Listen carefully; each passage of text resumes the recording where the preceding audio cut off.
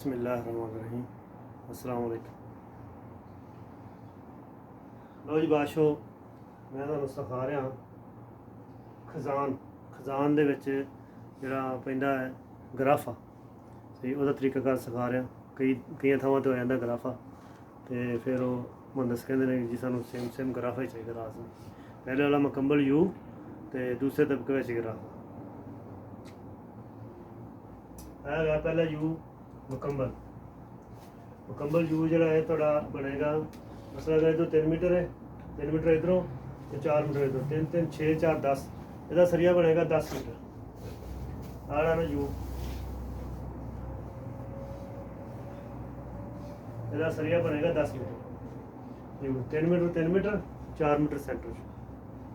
अगे आ गया गराफा जरा है वह तरीकाकार बनाया। पहले इस तरह मुड़ेगा, ठीक है, ये मशीन से भी बन जाएगा और लफे से भी बन जाता। ਇਹਦਾ सरिया आएगा 3 मीटर है, तुम इधरों रखोगे 2.5 मीटर, 2.5 मीटर इधरों, 3 मीटर इधरों, बाकी इतों 12 सेंटी आया।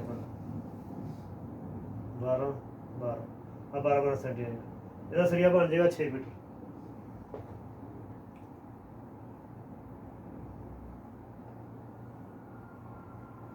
ਇਹਦਾ सरिया 6 मीटर कट के तो ਇਹਦਾ बन गया गराफा। गराफे का तरीकाकार की बनाने का इस तरीके बनेगा। लिहाजा भी मारिया, लिहाजा भी मोड़ना, फिर आ मोड़ना, आ गराफा बन गया।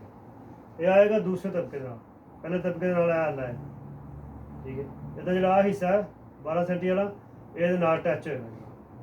जब पहले पाया ना यू ये टच हो, ठीक है। फिर दूसरे तबके वाला पैंदा, पहले तबके वाला नहीं पैंदा है।